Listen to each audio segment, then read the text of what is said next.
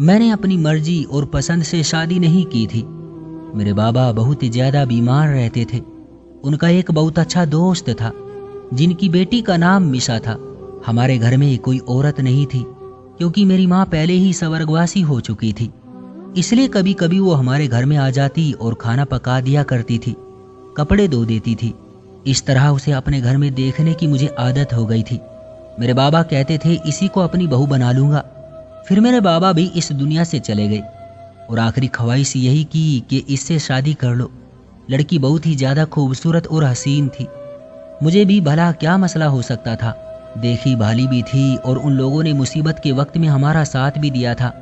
मैंने शादी कर ली, मगर शादी से पहले कुछ दिन हमारी मंगनी रही जिसमें मैं उससे बात करना चाहता था, लेकिन उसके पास मोबाइल फोन नहीं था क्योंकि उसके घर में इतने पैसे नहीं थे कि मोबाइल फोन खरीद सके। वैसे इतने पैसे तो हमारे पास भी नहीं थे, घर भी किराए का था। लेकिन आजकल तो गरीब से गरीब इंसान के हाथ में भी मोबाइल फोन होता है। इसलिए मैंने भी कुछ पैसे जमा किए और उसके लिए मुंह दिखाई के तोहफे में मैंने उसे बहुत ही अच्छा मोबाइल फोन गिफ्ट दे दिया। वो बहुत अच्छी लड़की थी, छोटी छोटी बातों पर खुश हो जाया करती थी। ये फोन भी मैंने नया नहीं खरीदा था, सेकंड हैंड था, लेकिन काफी अच्छी हालत में था। मेरी पत्नी बहुत खुश हुई। उसकी आदत मुझे बहुत अच्छी लगती थी कि वो छोटी छोटी बातों पर खुश हो जाया करती थी। अगर मैं किसी दिन ऑफिस से जल्दी आ जाता तो इसी बात से खुश हो जाती थी, जैसे उसको सारी दुनिया मिल गई हो। हमारी जिंदगी बहुत अच्छी जा रही थी। ऐसी कोई बात नहीं थी कि जिसमें हमें एक दूसरे से कोई शिकायत होती। लेकिन जब गर्मियों का मौसम आया तो लाइट बहुत ज्यादा जाना शुरू हो गई। हमारा घर बहुत ही ज्यादा गर्म था। बाहर इतनी गर्मी नहीं थी जितनी हमारे घर के अंदर थी, क्योंकि ये घर बहुत ही थोड़े पैसों में बनाया गया था और इसकी छत के ऊपर मिट्टी भी नहीं डाली गई थी। इसलिए गर्मी में कमरे इतने गर्म हो जाते कि लगता था कि तंदूर के अंदर बैठे हैं। मेरी पत्नी बहुत ही ज्यादा गोरी थी, उसकी खाल बहुत नाजुक थी। उस घर में कुछ ज्यादा ही गर्मी लगती थी। आजकल लाइट का बहुत मसला था। अगर सोलर, कूलर, बैटरी या यूपीएस लेते तो कुल मिलाकर 40 से 50 हजार रुपयों का खर्चा आ जाना था, और फिलहाल हमारे पास इतने पैसे नहीं थे। गर्मी तो मुझे भी लगती थी, मेरी पत्नी को कुछ ज्यादा ही गर्मी लगती थी। मैं उसको जब भी देखता वो मोबाइल फोन में ही बिजी होती थी। मैंने कहा कि तुम्हें फोन लेकर दिया तो मुझे भूल गई हो। तो कहने लगी कि पहली दफा फोन मिला है, इसमें इतनी सारी गेम्स हैं, चीजें हैं, क्या मैं इनको देखूं भी नहीं।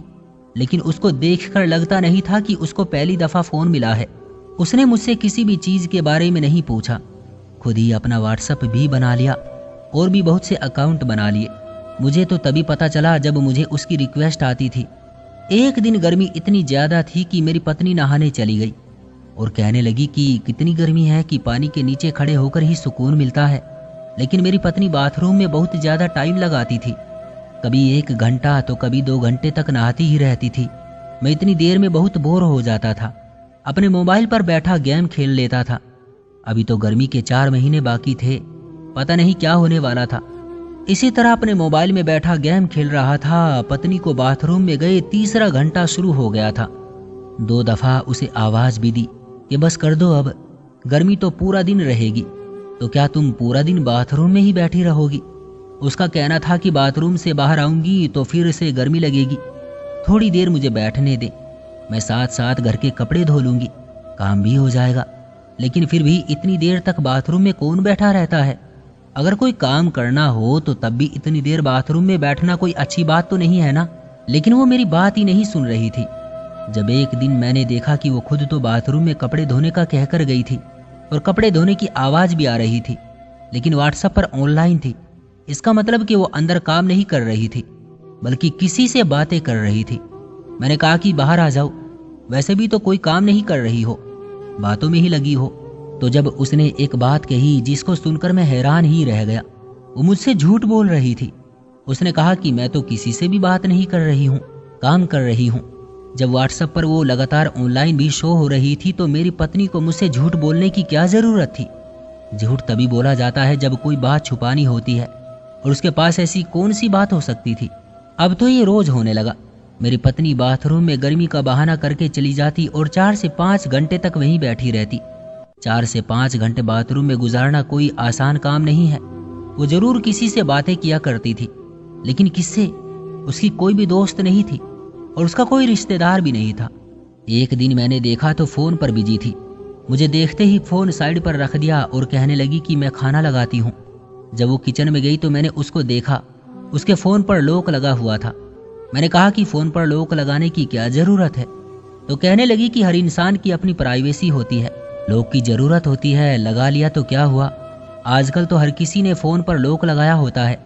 मैंने उसे कहा कि लॉक लगाया होता है, लेकिन पति पत्नी को एक दूसरे के बारे में सब कुछ पता होना चाहिए, लॉक पासवर्ड सब पता होना चाहिए। तुम्हें भी तो पता है मेरे फ़ोन का पासवर्ड, मुझे भी तो बताओ।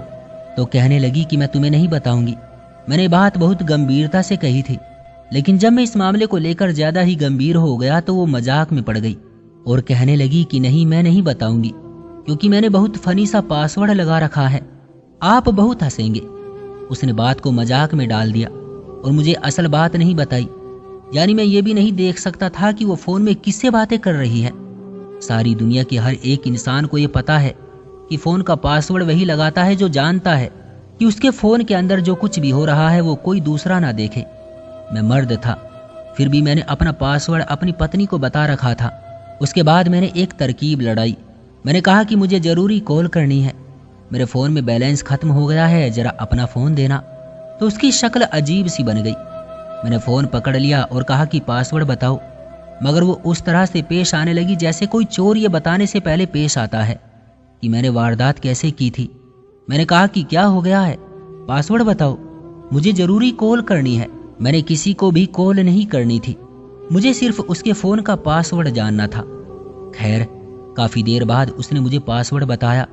मैंने प्लान के मुताबिक किसी को कॉल भी कर ली, यूं ही इधर उधर की बात की। लेकिन अगले दिन जब मैंने वो पासवर्ड फिर से डाला तो उसने पासवर्ड बदला हुआ था। यानी उसने जो पासवर्ड मुझे बता दिया था वो उसने हटा दिया था। कुछ तो गड़बड़ थी, या तो मेरी पत्नी बेवकूफ़ी में आकर इस तरह की हरकतें कर रही थी, और या फिर वो मुझे बेवकूफ़ बनाने की कोशिश कर रही थी। लेकिन फिर ऐसा हुआ कि एक दिन वो किचन में काम कर रही थी, उसके फ़ोन पर किसी नंबर से कॉल आई। उसने उस नंबर को सेव नहीं किया हुआ था। मैंने जल्दी से अपने फ़ोन से उस नंबर की तस्वीर बना ली, और जब मुझे महसूस हुआ कि मेरी पत्नी इस तरफ आ रही है तो मैं अपने काम में बिजी हो गया। मैंने कहा कि तुम्हारा फ़ोन बज रहा है। उसने नंबर देखा और फिर मेरी तरफ देखा तो कहने लगी ये तो रॉन्ग नंबर है, और कॉल कट करके वहाँ से चली गई। मैं अपनी पत्नी पर शक नहीं करना चाहता था, लेकिन उसने खुद ही अजीबोगरीब हरकतें करके अपने आप पर शक करवा लिया था। पहले मुझे पासवर्ड नहीं बताती थी, फिर जब मुझे बताया तो पासवर्ड बदल दिया। 5-5 घंटे बाथरूम में न जाने किससे बात करती रहती थी। मुझे कहती कि कपड़े भी धो लूंगी और साथ साथ नहा भी लूंगी, लेकिन जितनी देर वो बाथरूम में रहती थी उतनी देर ऑनलाइन भी होती थी, यानी व्हाट्सएप पर किसी से बातें भी कर रही होती थी। मुझे याद है कि हमने उसके बारे में ज़्यादा पूछ कुछ भी नहीं करवाई थी। बस मेरे बाबा उनको 1-2 साल से जानते थे। उसके बाबा मेरे बाबा के दोस्त थे, लेकिन मेरे हाथ में नंबर आ चुका था और मुझे यकीन था कि ये रॉन्ग नंबर नहीं था, क्योंकि जब मेरी पत्नी ने उस नंबर को देखा तो उसके चेहरे पर अजीब से भाव आए थे, और अगर रॉन्ग नंबर था अब तो मुझे पता चल ही जाना था। मैंने उस नंबर पर अपने दूसरे नंबर से कॉल मिलाई, लेकिन कोई भी कॉल नहीं उठा रहा था। मैं सुबह से लेकर शाम तक बार बार कॉल मिलाता रहा, कॉल नहीं उठाई गई। मैं जिस नंबर से उस नंबर पर कॉल कर रहा था वो नंबर मेरी पत्नी को भी पता नहीं था, क्योंकि मेरे फ़ोन में 3 से 4 सिम कार्ड आते थे। फिर एक दिन मेरी कॉल रिसीव हो गई, लेकिन सामने से कोई जवाब नहीं दे रहा था, सिर्फ सांसों की आवाज़ ही आ रही थी, जैसे कोई ये चाह रहा हो कि पहले मैं बोलूँ। मैं भी ना बोला और उसने भी कोई बात नहीं की, लेकिन इसका मतलब नंबर ऑन था। अब मुझे ये जानना था कि ये नंबर किसका है। मेरा एक दोस्त पुलिस डिपार्टमेंट के जासूसी विभाग में काम करता था। मैंने उसे कहा कि यार इस नंबर की लोकेशन निकलवानी है, मदद करो। उसने कहा कि क्या बात है, सब ठीक तो है ना, कोई मसला? मैंने कहा कि बस कोई खास मसला नहीं है, लेकिन मुझे इस नंबर की लोकेशन चाहिए कि ये नंबर कहाँ का है, किसका है। उसने मुझसे नंबर ले लिया और मुझे कहा कि मैं 3 दिन के बाद तुम्हें इसकी लोकेशन भेज दूंगा, इतना टाइम तो लग जाएगा। मैंने कहा कि कोई मसला नहीं है। इस बीच अपनी पत्नी से बातों बातों में पूछा कि वो मेरे साथ खुश तो है ना, मुझे पसंद तो करती है ना। तो उसने कहा कि हाँ, बहुत ही ज़्यादा पसंद करती हूँ, क्यों पसंद नहीं करूँगी, आप बहुत ज़्यादा अच्छे हैं, अच्छे इंसान हैं, मेरा बहुत ही ख्याल रखते हैं, आपने मुझसे शादी की है, मुझे अपनाया है, मुझे घर दिया है, सम्मान दिया है, मैं तो आपसे बहुत ही ज़्यादा प्यार करती हूँ। उसकी बातों से मुझे ऐसा नहीं लग रहा था कि वो मुझे धोखा दे सकती थी, लेकिन फिर ये सब क्या था? शक इंसान को जीने नहीं देता, शक दूर करना था। अगर मैं गलत निकलता तो मैं अपने आप को सारी जिंदगी कोसता, और अगर मेरी पत्नी गलत निकलती तो फिर मैं क्या करता? इसलिए मुझे उस शक की दीवार के बीच में नहीं खड़ा होना था। मुझे एक तरफ चले जाना चाहिए था। मुझे दोस्त के मैसेज का इंतजार था। उसने मुझे कहा था कि मैं तुम्हें फ़ोन पर लोकेशन सेंड कर दूंगा। एक दिन मेरी पत्नी फिर से बाथरूम में ही थी, और अब तो बाकायदा उसके हंसने की आवाज़ भी आ रही थी। वो क्या समझती थी कि मुझे बेवकूफ़ बना रही है? खैर, मुझे एक मैसेज आया जो मेरे दोस्त का था। उसने किसी की लोकेशन भेजी थी। उसने ऊपर नंबर भी वही वाला फिर से लिखा था, और नीचे लिखा था कि मुझे बहुत अफसोस है। मैं ये बात सुनकर हैरान हुआ, लेकिन जब उस लोकेशन की तरफ देखा तो मेरे कदमों तले से ज़मीन निकल गई। ये तो वेश्यावृत्ति के बाजार की लोकेशन थी, जो यहाँ से काफ़ी दूर था। मेरी पत्नी किसी ऐसे व्यक्ति से बात कर रही थी जो वेश्यावृत्ति के बाजार में रहता था। उसका क्या मतलब था? वो कौन था जिससे मेरी पत्नी बात कर रही थी? इस तरह के इंसान से मेरी पत्नी का क्या संबंध था जो ऐसी जगह पर रहता हो? ऐसी जगह पर कौन लोग रहते हैं? ये सब लोग अच्छी तरह जानते हैं। मुझे मेरी पत्नी से ये उम्मीद नहीं थी कि वो वहाँ पर किसी को जानती भी होगी। ऐसे लोगों से आपकी दोस्ती नहीं हो सकती। आप सिर्फ यूं ही कहते हैं कि वो मेरे साथ कॉलेज में पढ़ती थी, या वो मेरी दोस्त है, या मैं उसको जानती हूँ। और ना ही ऐसे लोग किसी से दोस्ती रखते हैं। उनकी दोस्ती सिर्फ पैसे से होती है। फिर मेरी पत्नी किससे बात कर रही थी? मेरा तो दिमाग ही घूम गया।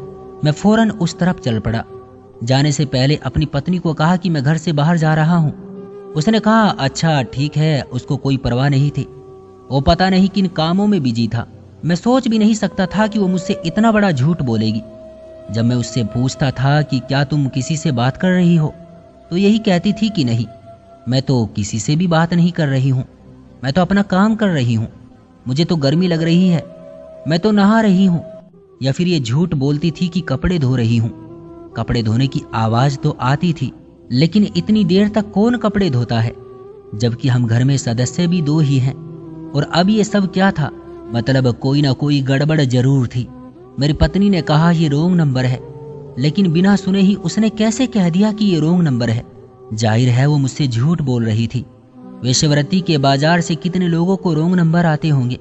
मैं उस तरफ चल पड़ा। रास्ते में मेरे दिमाग में अजीबो गरीब किस्म के ख्याल आ रहे थे। मुझे यकीन नहीं आ रहा था कि मैं क्या करूं वहां जाकर। जाने मेरे साथ क्या होने वाला था। क्या मैं किसी ऐसे हालात में पड़ने वाला था कि मुझे कोई गंभीर फैसला करना पड़ता? जब मैं वहां पहुंचा तो शाम का वक्त था, इसलिए वहां पर ज्यादा भीड़ नहीं थी, लेकिन लोग अपने काम की तैयारी कर रहे थे। अंदर दाखिल हुआ तो औरतें चेहरे पर मेकअप लगा रही थी। वो मेरी तरफ बढ़ने लगी। आपको क्या काम है? तो मैंने कहा कि दूर रहो, मैं खुद ही देख लूंगा। मैंने क्या करना है, मुझे क्या काम है? मैं आगे चल पड़ा, पर मैं कैसे उस इंसान तक पहुंच पाता जिसका ये नंबर था? मुझे एक ख्याल आया। मैंने वही खड़े होकर उस नंबर पर कॉल मिलाई, और मैं ये देखकर हैरान रह गया कि मुझे किसी के फ़ोन की रिंगटोन सुनाई दे रही थी। मैंने फ़ोन कट कर दिया, क्योंकि रिंगटोन तो किसी और की भी हो सकती थी। लेकिन जैसे ही फ़ोन कट किया तो रिंगटोन भी बंद हो गई। इसका मतलब कि मैं जिसको भी कॉल करने की कोशिश कर रहा था वो आसपास ही था।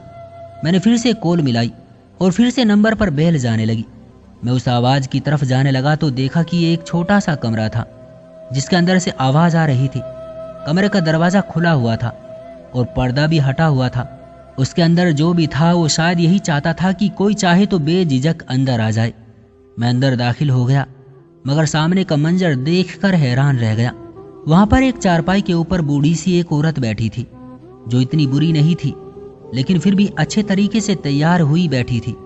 उसके अलावा जब मेरी नज़र दीवार पर पड़ी तो मेरे कदमों तले से ज़मीन निकल गई, क्योंकि दीवार पर एक तस्वीर लगी थी, और वो तस्वीर किसी और की नहीं बल्कि मेरी पत्नी की थी, जिसमें वो बहुत ज़्यादा खूबसूरत लग रही थी। उस औरत की शक्ल भी मेरी पत्नी से मिल रही थी। आंखों से तो बिल्कुल मेरी पत्नी लग रही थी। वो मुझे देखकर ऐसे हैरान रह गई जैसे मुझे अच्छी तरह जानती है, और कहने लगी कि बेटा तुम यहाँ। मैंने कहा मैं आपका बेटा नहीं हूँ। कौन है आप, और मेरी पत्नी को किस तरह जानती हैं? आपने मेरी पत्नी की तस्वीर अपने घर में क्यों लगा रखी है? क्या संबंध है आपका मेरी पत्नी से? कहीं आप मेरी पत्नी को भड़का तो नहीं रही हैं? आपका कोई हक नहीं बनता कि आप मेरी पत्नी से बात करें। आप जैसे लोगों का हम जैसे शरीफ लोगों से कोई संबंध नहीं हो सकता। और रोना भी नहीं चाहिए। मैं बहुत गुस्से में था। मैंने सब कुछ कह दिया। खबरदार, जो तुमने कॉल की मेरी पत्नी को। उस औरत की आंखें भर आई और उसने मुझे एक ऐसी बात बताई कि मेरे कदमों तले से जमीन निकल गई और मैं अपने कहे एक एक शब्द पर पछताने लगा। उसने कहा कि सच कहते हो तुम बेटा, हम जैसे लोगों का तुम्हारे साथ कोई संबंध नहीं होना चाहिए, इसलिए संबंध रखा भी नहीं था, आज भी नहीं रखा। लेकिन दिल के हाथों मजबूर होकर सिर्फ फोन पर बात किया करती थी, क्योंकि तुम्हारी पत्नी मेरी बेटी है, मैं उसकी माँ हूँ। तुम्हारे ससुर ने जब मुझसे शादी की थी तो उसे अच्छी तरह पता था कि मैं कौन थी। वो मुझे यही से ब्याह कर लेकर गया था। उसने मुझे इज्जत दी थी। उसने कहा था कि तुम इस जगह पर नहीं रहो, मैं तुम्हें अपनी इज्जत बना लूंगा। और मैंने ये सब कुछ छोड़ दिया था। लेकिन फिर मेरे यहाँ बेटी की पैदाइश हुई। जाने मेरे पति को क्या हुआ, उसने मुझे बुरा भला कहना शुरू कर दिया। उसने कहा कि तुम्हारा साया भी अपनी बेटी पर नहीं पड़ने दूंगा, क्योंकि कुछ भी हो जाए रहोगी तो तवायफ ही। खून तो तुम्हारे अंदर तवायफ का ही है। तुम मेरी बेटी की परवरिश क्या करोगी, तुम्हारे अंदर भी तो एक तवायफ का ही खून है। उसने मुझसे जबरदस्ती तलाक लेकर मुझे घर से निकाल दिया। कहा कि मैं अपनी बेटी की परवरिश तुमसे बेहतर कर सकता हूँ। लेकिन फिर ममता को कैसे चैन आता, और मेरी बेटी में भी तो मेरा ही खून था। मैं अपनी बेटी से छुप छुप के मिलने लगी। कभी उसके स्कूल में उससे मिल लिया करती तो कभी कहीं बाहर जब वो खेलने जाती तो मैं उससे मिलती थी। मैंने उसे बताया कि मैं उसकी माँ हूँ, और माँ बेटी का प्यार बहुत ज्यादा बढ़ने लगा। उसने कभी अपने बाप को नहीं बताया कि वो मुझसे बातें करती थी, मुझसे मिला करती थी। लेकिन जब उसकी शादी होने लगी तो हम फोन पर बात किया करते थे। उसने मुझे बताया था कि उसकी शादी तय हो गई है, तुम्हारी तस्वीर भी दिखाई थी। लेकिन उन्हीं दिनों उसके बाप को पता चल गया और उसने गुस्से में आकर उसका फोन तोड़ दिया। उसके बाद मेरी इससे 15-20 दिन बात नहीं हुई। लेकिन फिर उसने कहा कि तुमने उसे फोन लेकर दिया है, तो यूं फिर से हमारी बात होने लगी। वो दिन में पूरा दिन मेरे साथ ही बातें करती थी और तुमसे झूठ बोलती थी। मैंने उसे कहा कि अपने पति से झूठ नहीं बोलो, उसको सब कुछ बता दो। पर वो कहती थी कि अगर उनको पता चल गया तो शायद वो मुझे छोड़ देंगे। मेरा ईश्वर गवाह है कि जब मैंने अपनी बेटी के बाप को अपना पति परमेश्वर मान लिया था, उसके साथ यहाँ से चली गई थी, तो कसम खाई थी कि दोबारा कोई गलत काम नहीं करूंगी। लेकिन उसने मुझे वापस यहीं पर फेंक दिया। फिर भी मैंने कोई गलत काम नहीं किया। मैं सिर्फ यहाँ पर रहती हूँ। यहाँ पर मेरे जानने वाले लोग रहते हैं, जिनके साथ मेरा बचपन गुजरा है। बस इस जगह पर इसलिए रहती हूँ क्योंकि मेरे पास रहने की और कोई जगह नहीं है।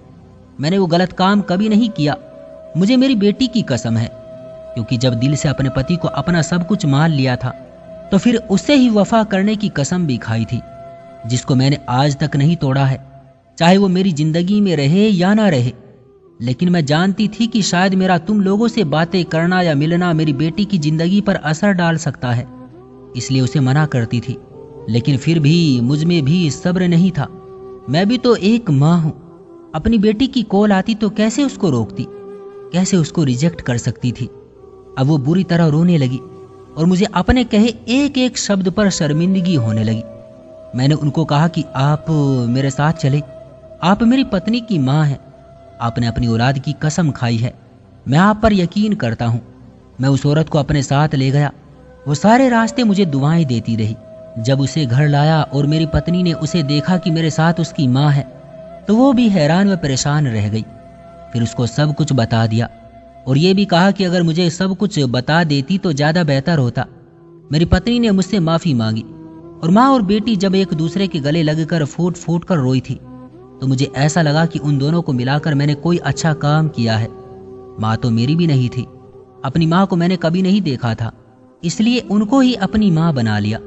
अब हमारे घर में कोई बड़ा आ गया है, अच्छा लगता है उनका हमारे घर में रहना।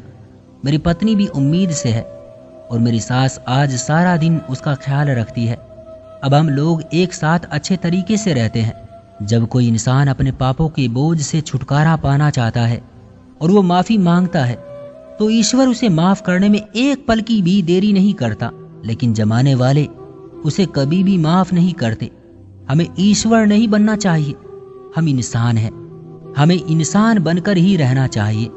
क्यों दोस्तों, सही कहा ना मैंने? आपकी क्या राय है इस कहानी के बारे में? कमेंट करके हमें ज़रूर बताएं। वीडियो को लाइक करके चैनल को सब्सक्राइब कर लीजिए ताकि आने वाली वीडियो आपको तुरंत मिले। मुझे दीजिए अगली वीडियो तक इजाजत। तब तक के लिए धन्यवाद।